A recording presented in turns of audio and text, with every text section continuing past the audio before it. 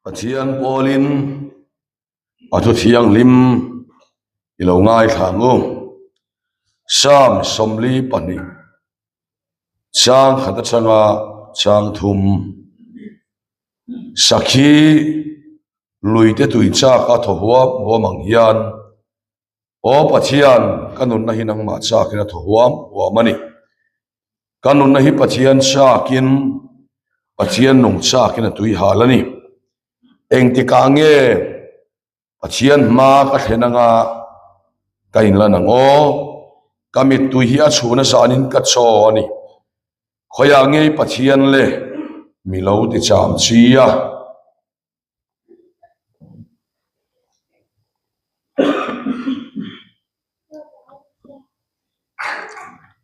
chanchin tha lukasia bung sompi pali chang sompi pariat tin an kalna tur khuwa chu an thleng don ta tin ani chuan hlatte vakal tumangin a oma tin kai nan chela kan hne na om ta che khuwa tlai don ta ni potlak don to hi an tia ti chuan an hne na om turin alu ta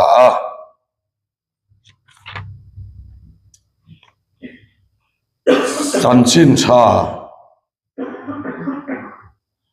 Johana Zia bung som ni chang som pathuma chang hian chiaranga chang som le pariat thleng hian Johana bung som ni chang som pathuma changa chang som pariat tin anni chuan anena mai chenga tingai cha antia ani chuan hena kalal pan kalbo puya adana chin ka khiat lo wangin atia tin sutia soivele anung lama hoya Yeshua dinga huwa Yeshua ni ti akhisilova Yeshua la nena mai chenga tingai cha tungai son atia ani chuan wan en kol tua mo atia anena kapu ama heta tai kalbo puani chuan ida na chin mi khilang che chuli chuan kalang atia Yesu anena Mari atia ani chu hoya anena Hebrai chongin Raboni atia chu sir tir tu ti nani tin Yesu anena mi vuan to su tun thleng poin pa hena kalalon chholowani Omaro chu ka unau te hena vakalla an hena kapa in pathian in pathian hena kapa in pa ka pathian hena kalon chhodon ati tiro atia Mari Magdalene chu vakala sirti te hena lalpa chu kamuta atia anena thu soisia te po anena thu asoisia te po chu arhina pakhat ilong chia leang Timothy hen tir ko pole ka thon pani na bungli sangriat tuna chuan felna lal lukhum chu katan ta ina om towa chu sulalpa ngai tua tu fel tak chuan suminia chuan mi peang kanena chok ni lovin ain la rangaya piang tenena bo athu lalpan kan sa tat malmin som sa se chian ne nai chong cha yang lalpa kan pathian min mangai tu ei kan crusade sermon voi ngana kan soi don ani janina hian kan ne na i om sia rom tar lang le la i thua i om sia ron puang chuak leng che tharau thiang lim pale fopa ta lo chuak kha kan ne na ron tir le la nungin ron in puang che hi suwa Krista ningin kan di le amen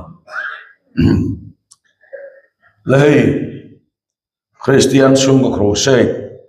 sermon voi nga na kan soi to a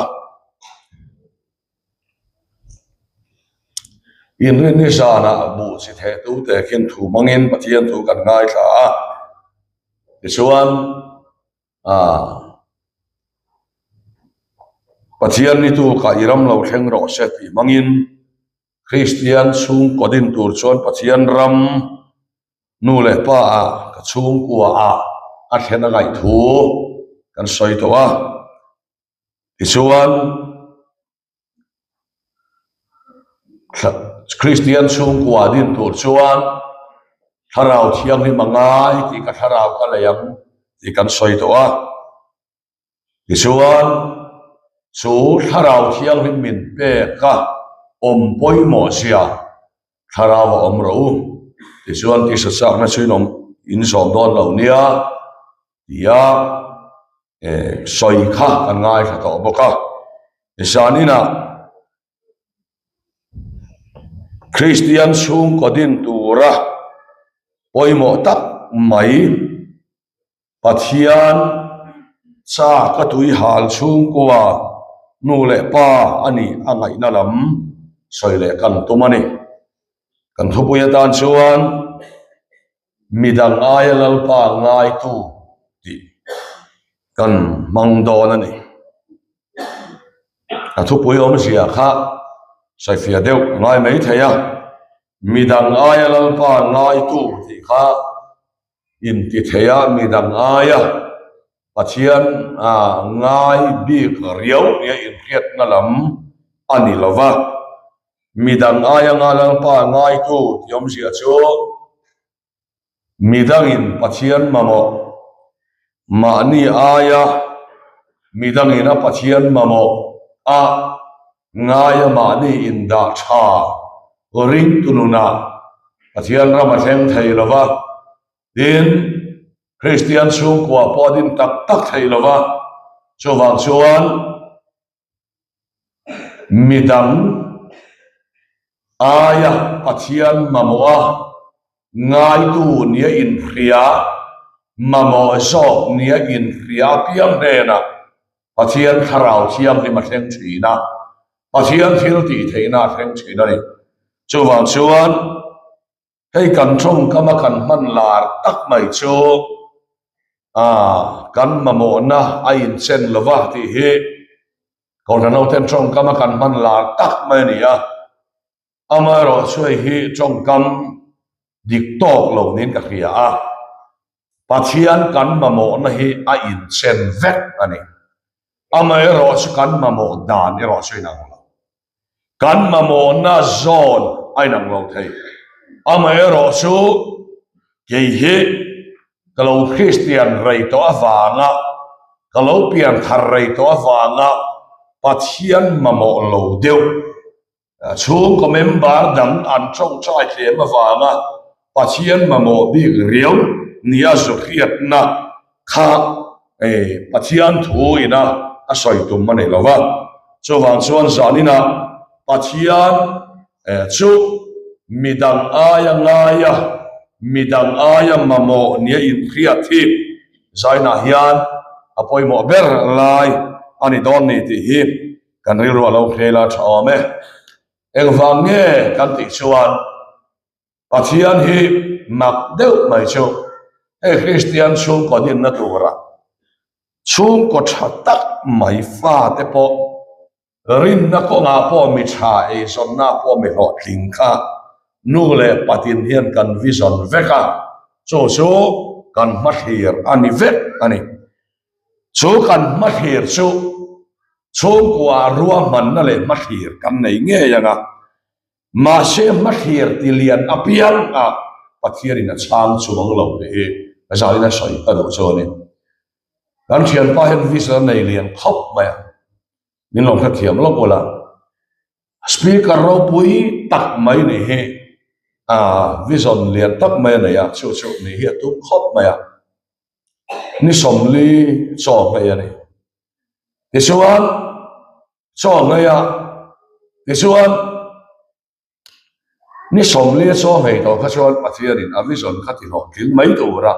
ngai na nei lian khop mai speaker rau pui tak ni kha thuma ma se pathianin amang han lo aman le tlap lo zona thole ngai tlap amaya amma thira rau pui te lo nen kha ma thira rau pui tak anaya ma thira rau pui le du thu sam kan nei cheba kan du thu sam mi a chata wa ngotin pathira ti ko hinglo kan du thu sam mi a di ka wa ngotin pathianin ati ho hinglo ate no berachu kan ruam man le kan du thu sam ti lo hing turin amma kan ma mon na lan zo hi asangin ti zo hi te na ni ka thiam tura so ka nga ya kan ruam man na lian le kan ma khir ro pui le chalam ai chuan chumi ka ma khir ti lo ting tu chuan that hei lo wani tin ria a thei tu pathian ka ma mo na kha asangin ti zo hi pathian te na ni so sa na kan nai tu apoi mo khap mai ni hei ma khir te sa kan han na ya nie kan campaign na te po Christian chung ko tha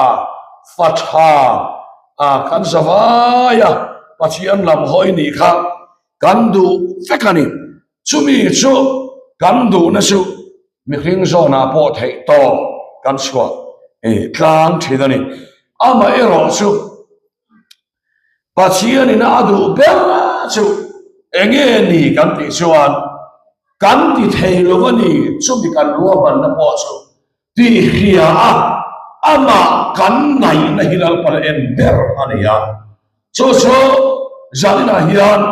kan ril ruwa lo kheila apoi mo le ani pathian kan nai na he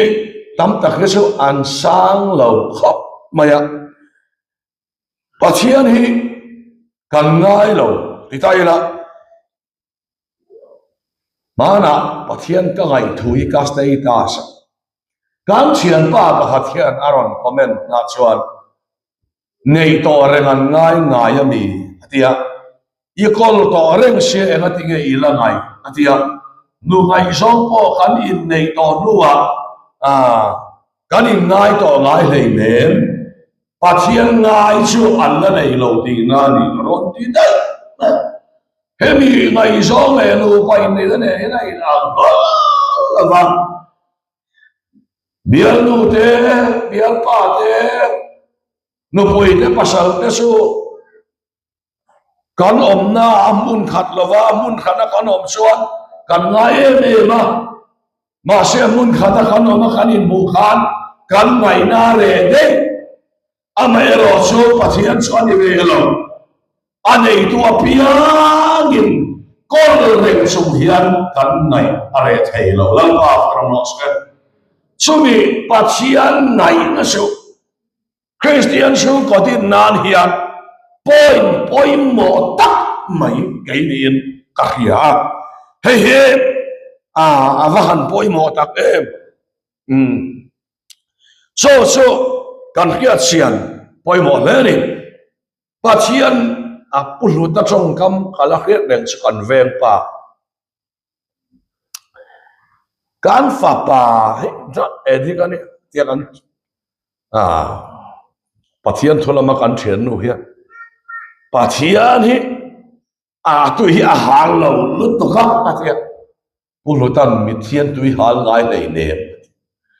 minung bokalom tu hal chi na tia ai ati siang in hiang tharau chiang lim ne na pathian ne na in som na nei tu tak chuan athil ti tu tin re la hian ati thailo sia na chu mi tan son lo pa hi an ngai aswal chen so zanina he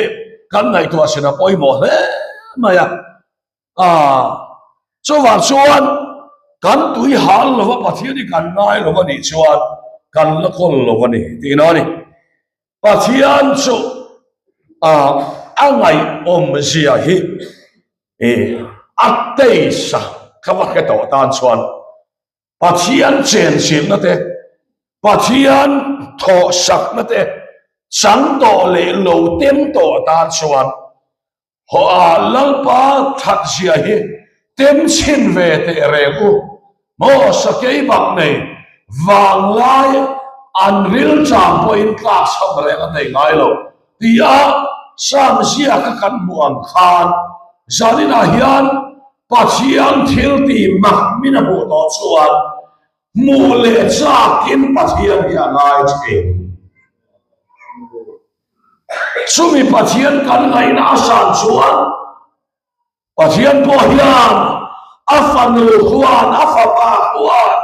a chung ko en ko na huna thei lo ya ya minga ya ni hi ya ya min le mun poi turin lang wa ya lo tan le ma chi asirang hat chuan Pathian ni kan ngai lo hi ni tin khosak phunga kan kal ruan phei chuan Pathian ngai na hi a Christian sung ko din tu tur ber nu le pa ko hian kan nei song ve mati mai turania tin Christian sung ko la din tur thalai te po in Pathian chat na kha kan la tem lo ve mi o ti mai tur hian kan thil ti kong tin re la Pathian ngai na hi kan nei tleme em mai mi o ti tur hian thi la om thina ni chuan chuan zanina a hi kan ngai tuana lom sena apoi mo le ani chuan kan nu pui nei don hian so lung lei lam ni sakawan ya kan nu pui nei don hian kan en kol natura hian khati lai khan kan sum bo khosa ka in thlau si ya ei speaker te ren khat chu in la class tak tak te le sum bo khosa cha lu tuk ang chi te min an nei chuan an tharalom nun ei chiani te po an ti hiam thidani kan ei non chung hian kan tim se che pubia ka phei chuan khai ka speaker hian no poya nei dona te team ho lo kho kho ma anei vai chuan kan dar vek do tina ni maya kan speaker hi an sum don na manager vela an hanga chuan atia kan no pui nei tur khap mi du sak lo khop maya asual wang lamani lova chu ho sak in an lo na wang han adu sak khop mai ni asunga ko ma po chuan ka en kol zo don lo hi ka kher enga ke speaker tia vak mai Pathian so khel khan anni te su fits po agu le na wan nei veka khati hun lai po khan au le na ga ti mai e fits te hi ai nang me lo ne mere thei fits le mi ho sa fits te mere thei fits te hi su in rin ni tlaya hian an khat ve thap ni lai tlaya chuan tui bottle hi ve tlok nga to kho har mel deuh mi ho sa fits te hi su apple nen thei nen sa si rang nen khat nuai me deep freezer nen ni khan en kim mai kha atunai chuan kan nei tlang lon vek ta kanu pui nei lai kha chuan deep freezer hami in in hung hi atam lo khop maya tiang chuan an ni kha chu fridge kha a chang le nen ti khan an koi duak mai kha nia chu ta chuan mo an han thla dona KTPA in mang zai polat te po lo tel ve to chhania wang khan to chin ka tia wang khan a senior veu ti na lamani lova ti chuan no pang tak chu ni to lo khem a pui tling to chung koro rel phatsin ani to ti chuan an hanin ha tur khak ka du ber lalpa hi an han thang ta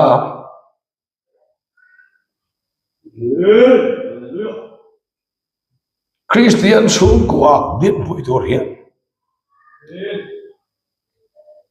le khathiam MS sociology ania phaya le khazir in la class tak mai ni ti ka ria cái thầy đó lâu thì cái bom khắp mà sẽ cái thầy đó là và cái đồ bể lal pa tin hành thang khai ta mau này tu cái chùa có mà chuan mau này tu chian cái chian pa chùa bốc à mau ở chùa mau chian chùa bốc à cho ta giải chú về chỉ pyramid keyboard này giải cả tiếng lùi mấy à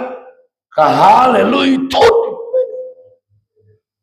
cái xuân anh đi khai ron tiếng về à ron hà lệ lùi về à bà na xuân anh nuôi mình hà vào cái có thể in thà nên thì vắng vắng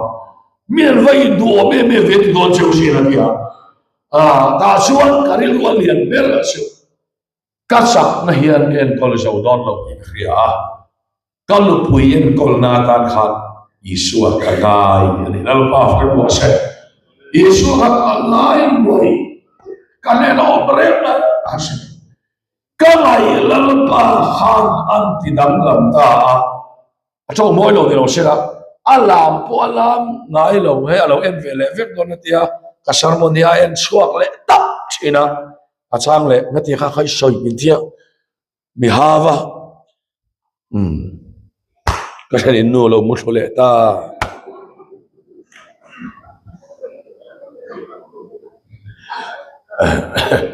cho mi khó trả đồ lâu để cho cả lão à cái này không là số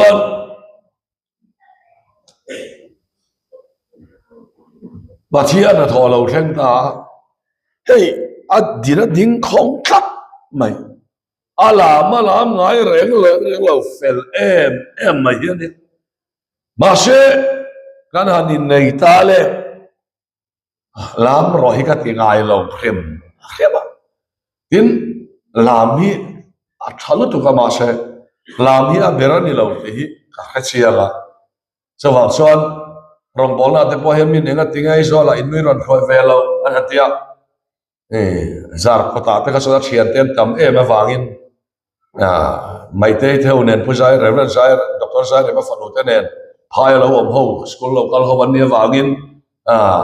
kan huaya thian te ron huai ron tia kan huai ve dang a pe so ka huai ngai lo mai chia chu in lama om sela pasal zot ro sa thi kha kan ro hin om deu thina cho hoàng xuân vác lòng xe cái đùa in xuống hay in con xe cái đùa này mình sẽ vác xuống miền reo nghe à anh vác tọt na hiện mi sản xuất hiện xoay cho hoàng xuân lên lòng xe tay cái đùa hiện xuân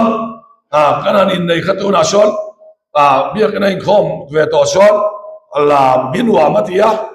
trong xa hiến hòa mất tía lim em mà cho mình ông gì chứ hiện hành soi tay là pathian kan ngai hiam kan ngai lal pa hiam vaina indo na hinang ni indo na ni lo lal pa indo na ni om le mai ula lal pan atho sakul se en mot mai ro lal pa lo se amai ro su kan school mina lalpa ti chetura ama ngai nahi asam lo chuan lalpa ya che lo thin lo ba so ba chuan ka ngai lalpa kha voina chuan trong moi lo ni lo sela en tu na chuan ni to lo ba khati hun lai kan poi nei hun lai ka sa kan pa em khopa revival ka lu ma kum sia hian ya kan pa chia ta ka pa chia dia dan chu lung le ya motor po kala nei lo va khoi na tur te po kha ka nei lo va ti khan so khat lai na thiam cha chi thang in min tum saka ti khan en kim mai kha ti sak te kha ka ne ya biang suan tiền khác nữa thalak na po ka nei lo thalak na tur kha ai mal som photography mal som ma te hen ruaya khati la khat man kha tam khom ma ya song som po so ke ma nen kan lo pe ngen ti vet ma min du vek re khom me chu kwa hian en ke mi tum vek ma in nei zum bun tu ra po kha hanin soi muan ho le serina kan nu kha ran ka chakal sia ke in bazar mi chem ni man kha kha le thei to kha ni mai sia te chuan ran ka chak su an han cher tir le ka bun tur le abun tur han cher le khai panin ina buni aboi thang mai kan tia hei kan bel boma ke man ka bun dei hian te chuan em ma kha kan nei lo vani ma se zani na ka soilan du achu pathian hi engkim ka ti vek kang yom dan so tlem ka ti ang ati lo yom dan tu sul pa su ahatla ama suring lak mo ama na ti vek kang ati ya so wang suan em poni se zani na hian lalpa ka ti thei lo zakopa amal puiru chuk tua me pelani main tiang acham kai lo tiang khan khista in tira amal puiru chuk tua me pelani vele tiang acham kai ani lalpa no she ai kanupa kanu ha se tripo tiang arol hol thina upa vele te hela tiang hin o karing mi ke bai lo ta so lut lat hek lo ma se ke bai ve thau tiang nei lo tan so tiang kha han mu sila an ot ngoi do ni so wang so so ni na hei kan soi lang duwa lal pa te lo vin eng ma kha ti thei lo wa ni ti khelo tan so lal pa hi lo wa so wang so lalpa kan sung kwa atan hian kei zon na tan hian nang ma ka ngai chen i ruam man na khati lo tin ngor dum lo la ati lo tin thei tu lalpa nga ya silalpa tramok sen ei akong hian ne pathian thu hian akong a changa thil kan ti lo chuan pathian thu ya fu thei mia lawa so wang chuan Pater Calvary zona uai lali suwa pathian kharau chiali mo helova nikhat ompo he omti lalpa helova kharau chiang lima helova nikhat ompo he omti ni lalpa hian enga kiwa atho sabang te karing lalpa kano se he mi akal sang mai don lo pathian thim min kho mo so wam suan zamin ai kan mai to na om se poi mo le ani bible akan bua samsin tha lokasia muk som ni palia cleopatra sian don kan bua lali suwa kha i se ta tu ran na ya ni master khen bet kasia an ngai anga khove lalanga ron kal turan ngai khan khen bet kasia an sian doni ne ma ko nga an ti du na kenin Israel te kan tu tora kan ngai te lu ne juda te ne lal le pui thiam te nan manan kheng betasia an ti ya so ti lai suan I suan sing aron telvea telve ti ren an helova ti suan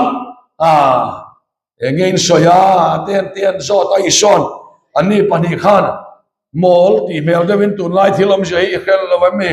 nang ma soi mi Jerusalem ai om ten ti hepa isu kha an hause mai an thian don khat so ta suan I suan zol nei tu soi ko ma beng ngom te o a thia tho le thu zol nei te na soi kha in khelo vem mi an tia mau khen ma zong khan an counseling pheya I so khan so ta suan kho en lain chan chin cha zona chan chin cha lu ka sia ka an mit ati vai sakati kho en lai khan enga khan an mo arem ti lovani hey zatina kan ngai to chena poi mo le enga an mo arem ti lo hey hian en tir su pathian hi thima lo chona fialam har sapna le mang anna ruam achang lo chuan mi in pathian ni angai tak tak thei lova engwangin nge rong gol tu te kan chong chai anga kan tluan lo kan rong bole kan in pe anga kan tluan lo kan ti chuan ama kan ngai ne thei na tur lo ni lal pa fakram lo shen ama kan ngai na man ruwa tu ata ho e na ama an mu thei lo nan an mit ati vai sa ati an ti chuan kho lo tlai don ta a thian don pani chuan kan ne na om ta se an kai nan sela kho po tlai don to hi ni po ta to hi an tia ti chuan isu asu an ne na thim si ga lu ta a ti kan muani helai ta ka hian unau tu athian thoina min ko mu su he hiari he mi te sian dul po hian lali so Krista hi he thim si nga chen pui tu hian an kai nan sela an ngaya so wa suan an fele chat lama en lo tungen ni ti lam lam pana en lo ama ngai tu ama thin lunga taka so tu ne na khan khuwa thim ti wa sak lo ven thim muaya hawa ba pu tu ni ne na lu ta ni zana hian ai kan soilan du asu khothim noyan lu ta su vele iswa ain puang ta an mit ativar ta a thian don te pani Krista ani ti an khata a an lom ta em ani kha hei hian zaina pathian thoi min ko bua thim noya lo son lal pan kan tharau mit thi alo ti var tak tak ngai lova chowa chuan thim le har sak na muna lal pan kan to te nak na te cha na te kan to phal thin chumi muna chuan kas ti so ka soi le dona mimang ang lo lu tuk hian lal pan ngai theila helai ta hi kan khia fia poi mo chong mang an namuna ruai lu kan ni chia khan lam pa ngai na kan lo nei ka chia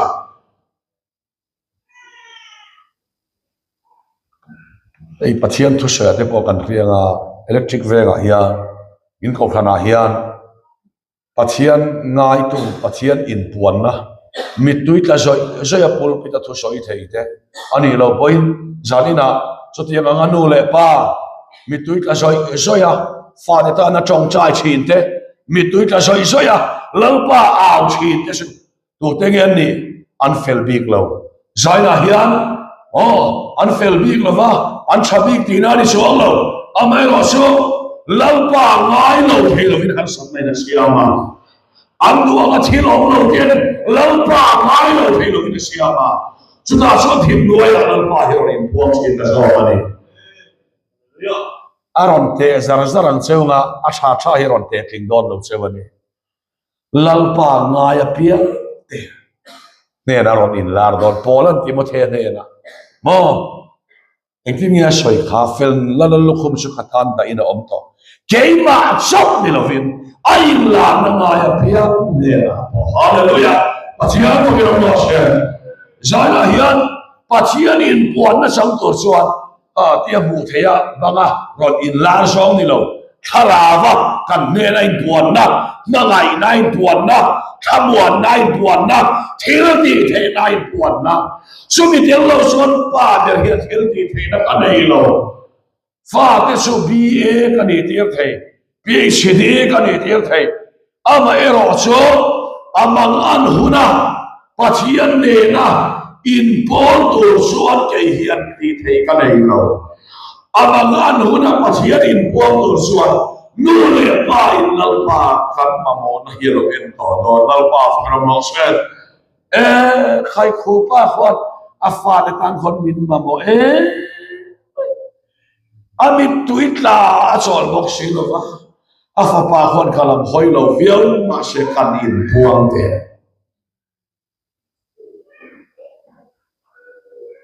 ama kasin kanu le kapa in rianga kapa chu ela ya hei zatina po thenin nuin mi lo chin san le to du em po ni se a zum thum nen ei a cha wa ni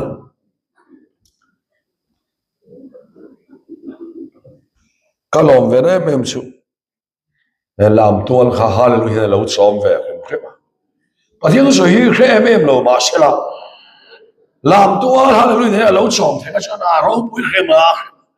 lên Yeshua chúng ta chuan mặc về được mấy chú một thu hi cả phật na làm gì miệng là vin tuy hal taka in khoma kan ti changa ka in khom ten chawa wain han mu thu mai la kan har huna takhin kan mamo takhin o khen lu fiana kan lom na deu te hi lo khen vele kan le disuan ti khan hai voin po an soya elaya khosol te po sang sa ko somrial le ti ke man lo nei to kham mi kan ke mang reng kha camping hi khono thian kan la tong lo ve antia pathana te no pa hian an sermon te an lom sia te hen la soya so tiang so kapa ni amaro chu rong bolim min chu asana min en kol man tak lova khavel playrol swal te kan han nei ve zaka kan han dai ve zaka khavel thil khati hun lai som khan kanu hian cho ai lo hi atam zo in karinga cho ai lo hi atam zo kha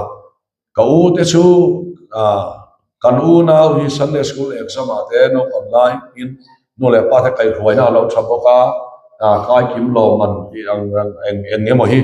Bible te man ruach sang kai kim lo man hi hian ka u na te kan la thwa ve mai hiam chuan ni ma se chu ti chung chuan khovela kan accident ta terror swal te kan nei so ve ta chu ti lai sun kanu hian so ai lo hi atam so ani hi karinga ami tui hi atana sa khuwa hoingam lova keima wang hian lalpa nga ya keilamin ka hoi lo khema pathian lam ka hoi wang ni lovin kanu le pain khovel em thian te mel po bungam mang lo walal pa ngai ngoi moya an lo ro na khalal pa dia ka kong kal lai hi tui hal na ka nei top mai ni lal pa ran no so ni kai ma lam ka be thela wa tui hal ka ni lo ba kai ma lam in ka be wang wa tui hal po ka ni lo ba kanu le ka pai lam pa afa te ta la abin lai na ka sugulam khi om le phải lo win sia ka zo ani so wa so ni na hian hela hi kan fia poi mo le ka du tok leng so tiang chuan kan non hian chung ko tan sok ni lo mani mi mau na tan po mari mak dalini ako chunga ram huai pasari la le son ano so sakha kan khianga kha po kha isuan thita isuan thana avasonga isu kha huan pu mo tia isuan khoyang nge kalalpan kalbo pui kapu min khil ro atia heman kalang atiani arwang dai kha avasong top mai ni lali suwa thitawa arwang dai aram huai pai no suwa saktu ama tidam tu kha angai abang to lo pathian fakin om lo mi te la enga ma su da sa khoi nan ngai lo ram huai pai so te pone nga ma ngai lo mi hin pa nga ya ngai to lo ram huai lu chil to kha lali suan sa to na ta na kidam le ta adam to nu kadam to lo ta cha to lo ti la va ati dam tu angai kha ba to lo so ka ni so wa so na thi nu a po tha na a wa so ga le khoya nge kanal pan kal ko pui min hil ro ada na sin ka pelo kei man kala agati he mari magdaleni hiya Isua thâu lệ bỏ là sống lệ nếp anung lai bỏ sống lâu alalpa ama lai gam tu aruang dai ni ngop bỏ đi xe akia lo khát khát lệ lệ ba pranos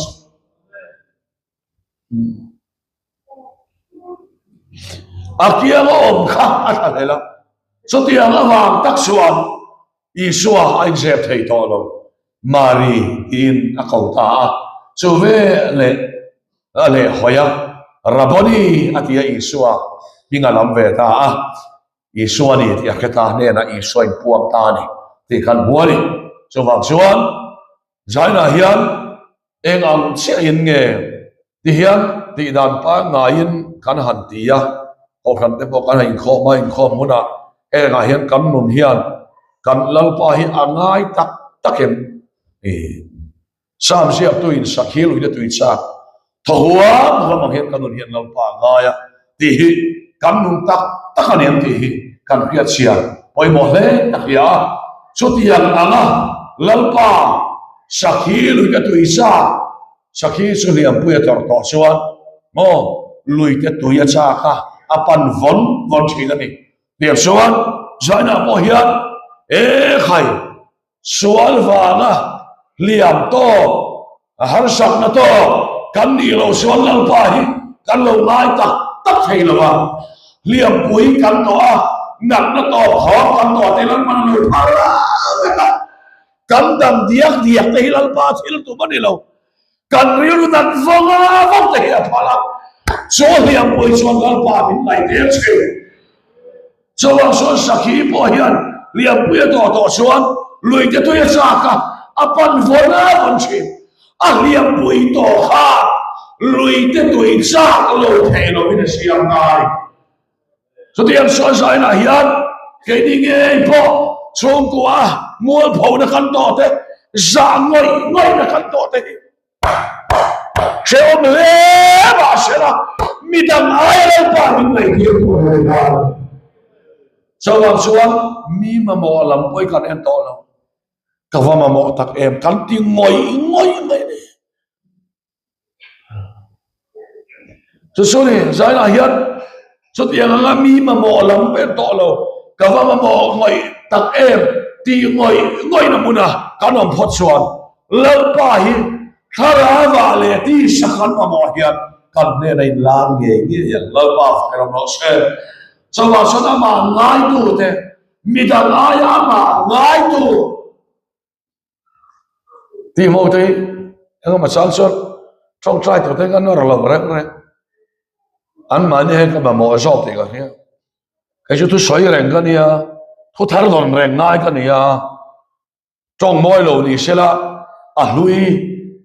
pathian po ma mo mi alawa bai ha sa manga thu soi hi ka ti zo ma ni lo thu ka soi do na piang ian soi tur ka nei lo ba lalpa ngai hi anuam ka ti lalpa ka mo se ka soi do na piang ka puai sia ka manga sia chu son lalpa hi min nai ti ka ni ama lovin thu ka soi thei na pastor yang ki so korea ram ko khan lian per pastor ko khan din tu pa nei tu pa hi ka kharem chi lalpa ngai lu to khilal pa mang lo thei lo ka ti maya lalpa pulpit a lon tu te pulpit hi ke main ka lon ngam lo kharau hil him min lon phoi ro a ti skin lalpa ram lo se ani so khai hi kan pia poi mo tak lalpa til lo hian en ma ka ti thei lo tia ama kan nai na hian ama hi ai puang don ni ti khieila so wang chuan pathian laka kan vuina le kan ro cham na lam en lovin pathian ka ngai na tak tak hilal pan ron te don ta se ka wangai sak lo em ama ro puina mutlak le amuan na in apin puan na mutlak hian kanun hian lalpa ngai lo em ti hi hon ila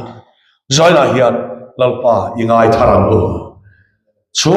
ko lalpa ngai tu lalpa min siamanga amma lova om thei lo tlai voi khat solem po alo ama alo valem sual thin kam ni kam kheto ba zawang sot kan doi tul atulanga